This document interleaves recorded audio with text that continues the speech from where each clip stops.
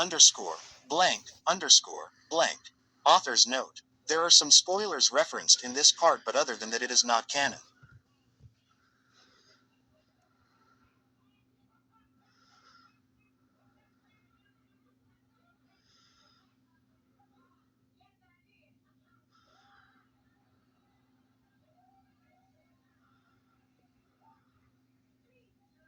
Blank underscore blank underscore blank. The room was silent as Uraraka falls asleep, still holding Deku's gift. Before she knew it, her subconscious drifted into dreamland. Although it wasn't really a dream, it's more of a memory. It was the day her world fell apart. It happened 2 months ago. Himiko Toga was subdued by Froppy and Uravity. We succeeded in capturing Himiko Toga, Ochako announced through the comms. Good work Froppy and Uravity, Gang Orca commended. I've received transmission from HQ. Dabi has been eliminated by Todoroki's team, he added. They both were relieved that tables had turned in their favor. It all depends on Midoriya now, Kiro, Froppy suggested. If he wins, it's over. He will win. I know he will. Uravity smiled as she glanced at the direction where Deku's fighting Shigaraki. Suddenly a massive explosion was felt and seen by the duo as well as the other pro heroes. The shockwave reached Uraraka's side of the battlefield even if it is miles away. Moments later another transmission was received by Gang Orca. Shigaraki has been defeated. I repeat, Tamura Shigaraki has been defeated. Tamura Shigaraki has been defeated, Gang Orca claimed, relaying the information to everyone including Froppy and Uravity. Little did they know, another information was transmitted. He did it. Uravity cheered, not hearing the rest of the announcement. She thought the worst had passed. Amidst the rubble and destruction brought by the battle, she then looked at Froppy. She appeared to have shed a tear across her face.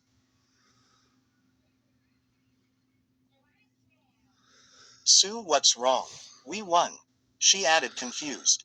There was another news, Ochako. Deku. He defeated Shigaraki, but he was badly injured.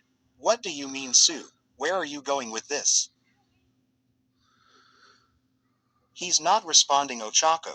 Asui shed more tears as she relayed the bad news to her friend. Upon hearing it, Ochako froze. She couldn't believe what happened. She had to see him.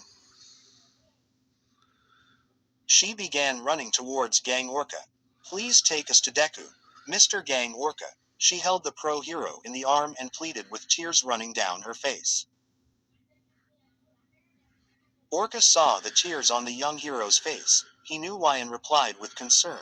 A transport is on the way, Uravity. I am deeply sorry for what happened to Midoriya, but please be patient. Do not worry, he reassured. HQ said he's being taken to a hospital to treat his injuries. I will ask the transport to drop off the two of you there. We will detain the villains. She thanked Gang Orca for understanding the situation but was still unable to hold back her tear. Asui approached to comfort her. He will be all right, Ochako. You know him, he always endures. Asui, who was still in tears, hugged Ochako. Moments later, a chopper arrived at the scene. Gang Orca asked for the pilots to drop off Uravity and Froppy to the hospital where Deku was taken. When they arrived, Iida was waiting for them. Running towards Midoriya's room, the whole Class 1A was there as well as pro heroes Endeavor, Gran Torino and Aizawa. Deku's mother Inko, and All Might his mentor were inside the room with Deku. Is he going to be okay? Ochako asked Iida. Iida only looked at his friend. I do not know. I'm sorry, only his mother and All Might know his current condition for now. Ashido approached Uraraka and embraced her tightly. I'm sure he will be okay, Ochako, as she was one of the only ones who knew about Ochako's feelings for Izuku. Everyone was worried about Midoriya and hoped that he was okay. All Might then exited the room and looked at Gran Torino. Toshinori, how's the boy? Gran Torino asked, still recovering from the injuries he had in the war. The former number one clenched his fist out of remorse. The doctor said he was lucky to be alive. However, due to the injuries only the machines can keep him alive for now.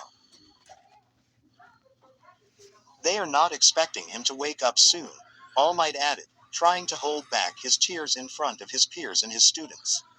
He then went to go back to the room moments later. The news struck all of them like spears. They couldn't believe what happened. Soon after that, Izawa and Gran Torino left, not before expressing their gratitude to Midoriya's mother for her son's contribution for their victory. Endeavor also left with Shoto. Hours later, the whole Class 1A were left waiting in front of Midoriya's hospital room. All Might went out again to talk to the students.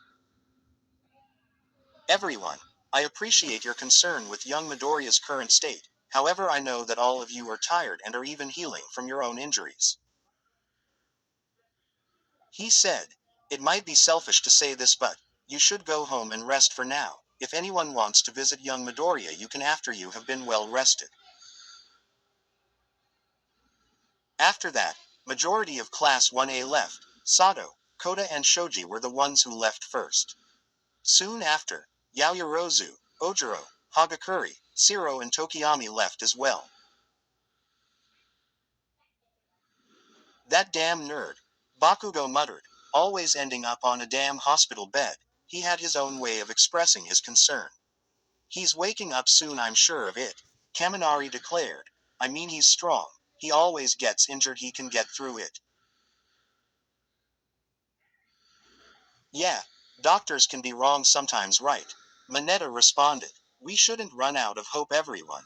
Iida reassured his classmates. Midoriya is the strongest person we know.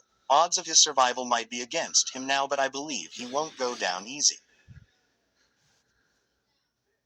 I suggest everyone should go get some rest. There may have been bad news, but remember, we still won against the villains.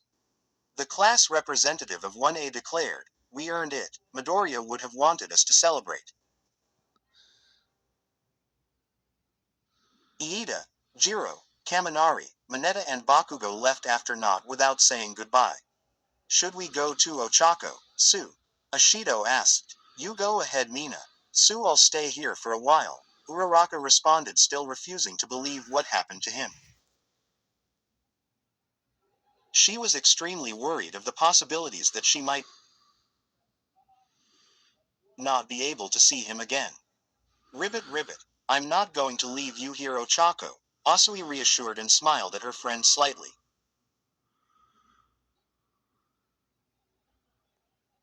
Hey, wait, Aoyama, you're still here. I thought you went home with everyone, Ashido asked, confused. It was my fault, Mon Amy. He replied. If I wasn't too selfish, I could have prevented this. A grief-stricken Aoyama blamed himself for everything that happened in the war. For the death of countless heroes and civilians, for the destruction of many people's home, and last the current state of Midoriya. It's not your. We already discussed this. You helped us beat the villains, Ashido comforted him. But I could have prevented this. He cried. If I was just strong enough to tell you guys earlier, Midoriya would have never been in that state.